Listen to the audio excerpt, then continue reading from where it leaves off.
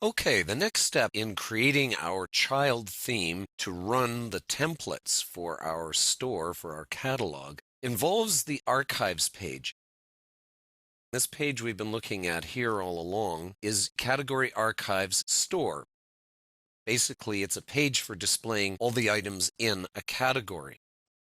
I'm going to go over to WordPress right now. This is the structure of what's called the template hierarchy in WordPress themes, and it's a very clever way of allowing you to get more and more fine-grained.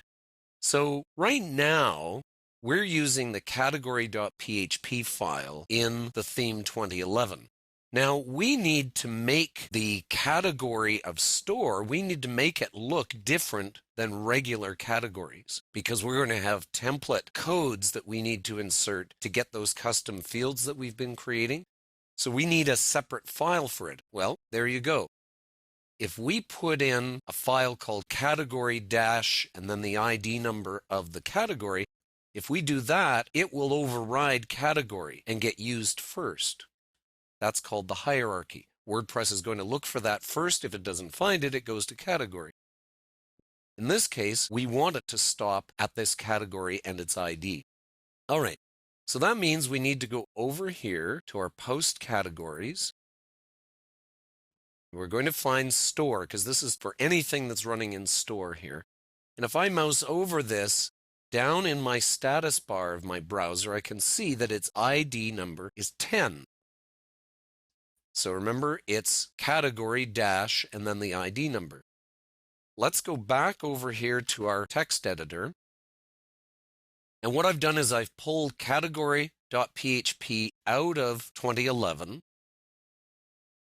the template for displaying category archive pages. Now I'm going to save it as, I'm going to put it into our, let's go into this. And we're going to go into here, into My Store. Remember, that's the name of our theme, My Store. And I'm going to save it here as category-10.php. Okay, so now I'm going to rename this up top here. I'm going to say the template for displaying store category archive pages. Let's save that. Remember, we're working in our text editor here, our plain text editor.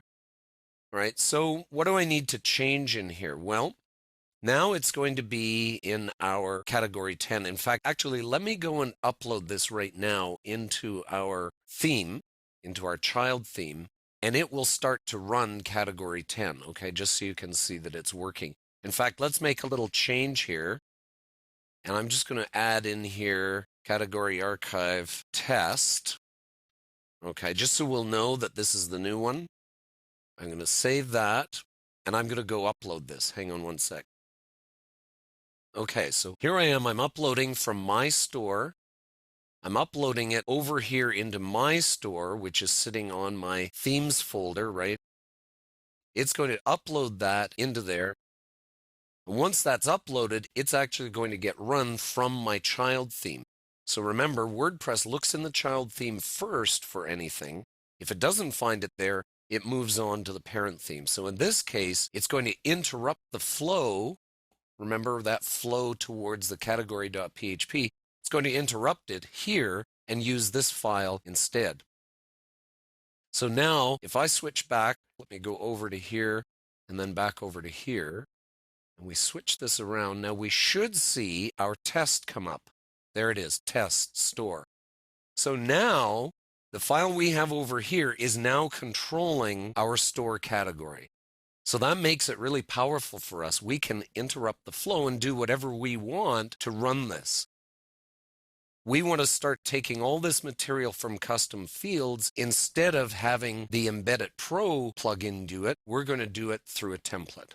So in another video, I'm going to show you the exact steps for creating that category file that's going to run the look of this particular page.